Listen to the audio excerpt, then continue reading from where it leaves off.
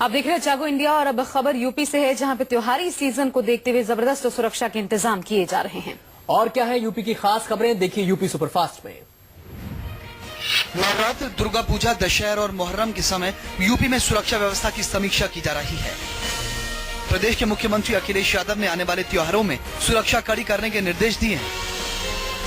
कानून व्यवस्था बनाए रखने के लिए मुख्यमंत्री ने प्रशासन के अधिकारियों को सख्त निर्देश दिए हैं। उन्होंने कहा है कि भीड़ भाड़ वाले इलाकों और मेलों में सुरक्षा के खास इंतजाम किए जाएं।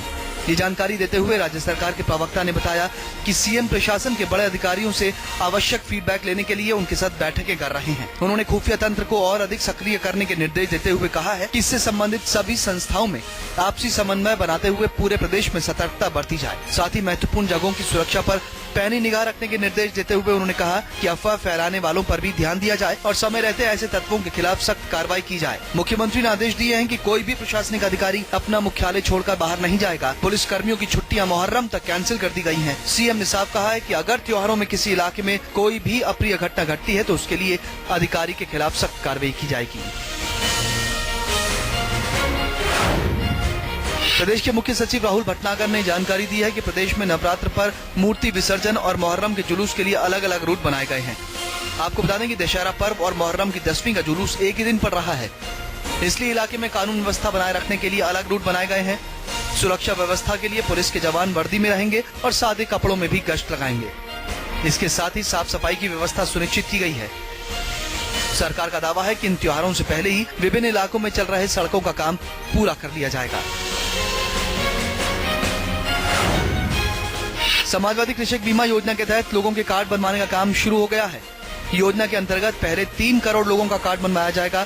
प्रदेश के मुख्य सचिव राहुल भटनागर ने बताया कि इस योजना के तहत मृत्यु होने पर 5 लाख और बीमारी और इलाज के लिए 2.5 लाख रुपए तक दिए जाएंगे। उन्होंने कहा कि योजना के अंतर्गत जो कार्ड बनेगा वो कैशलेस चिकित्सा के लिए मान्य होगा।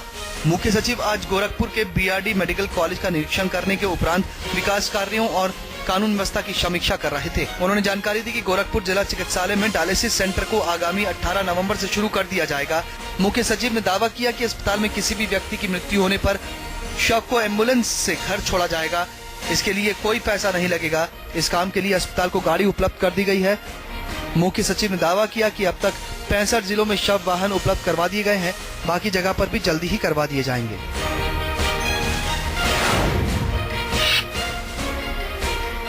चुनाव से पहले अपनी योजनाओं को लोगों तक पहुंचाने में लगे मुख्यमंत्री अखिलेश यादव ने मंगलवार को लोगों से सीधे फीडबैक लेने के लिए लखनऊ में एक मेगा कॉल सेंटर का उद्घाटन किया। इस कॉल सेंटर में 325 लोग काम करेंगे, जिसकी निगरानी सीधे मुख्यमंत्री का दफ्तर करेगा। कॉल सेंटर की स्थापना उत्तर प्रदेश सरकार के IT और इलेक्ट्रॉनिक्स डिपार्टमेंट ने की है और इसके तहत 13 विभागों की 20 प्रमुख सरकारी योजनाओं जैसे समाजवादी पेंशन योजना, कन्या विद्याधन जैसी योजनाओं के बारे में लोगों से जानकारी ली जाएगी। इस कॉल सेंटर की खास बात यह है कि यहाँ लोग फोन नहीं करेंगे, बल्कि कॉल सेंटर के लोग सरकार के डाटा बैंक से फोन नंबर लेकर सीधे लोगों से पूछेंगे कि क्या अखिलेश सरकार जो योजनाएं चला रहे हैं तो उसका फायदा उन्हें मिल रहा है या नहीं। लोग योजनाओं के बारे में जो दिक्कतें होंगी वो बताएंगे, उसे नोट करके मुख्यमंत्री दफ्तर तक पहुंचाया जाएगा और फिर मुख्यमंत्री का कार्यालय उसे संबंधित विभाग को भेजेगा ताकि योजनाओं में सुधार किया जा सके। लैपटॉप वाली योजना 18 लाख तक बच्चे जिनको लैपटॉप मिला है और कम से कम समाजवादी ने वो लैपटॉप दिया है कि जो खराब नहीं हुआ है अभी तक। लेकिन परेशानी विरोधियों की इस बात की है कि जो लैपटॉप हमने दिया है आज भी 3 साल, 3.5, 4 साल बाद कोई भी लैपटॉप खोलता है तो उसमें नेताजी और हमारी तस्वीर दिखाई देती है। ये तकलीफ है उनको।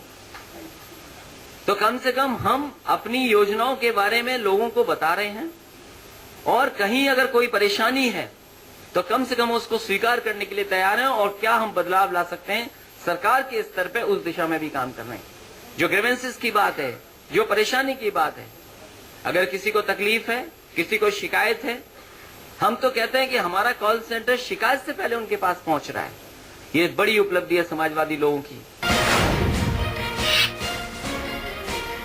योजना का उद्घाटन करते हुए मुख्यमंत्री अखिलेश यादव ने कहा कि लोगों से मुलाकात करने के दौरान उन्हें ये मालूम चला कि बहुत से लोग ऐसे हैं जिन्हें राज्य सरकार की योजनाओं का फायदा तो मिल रहा है, लेकिन उन्हें ये नहीं मालूम कि ये योजनाएं राज्य सरकार की हैं या फिर केंद्र सरकार की।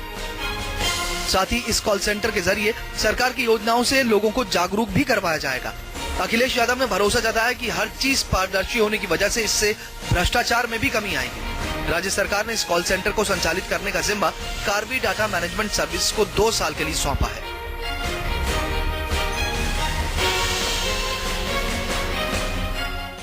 अक्सर ये सरकार के सामने दिक्कत भी है और हमारे सामने भी ये दिक्कत है कि अगर जो योजना सरकार चला रही है, आम जनता से अगर हम पूछें तो कई बार ये जानकारी मिलती है कि उन्हें कोई जानकारी नहीं है। अगर कोई योजना है भी जिससे वो लाभ ले सकते हैं, उसकी भी कई बार जानकारी नहीं होती है।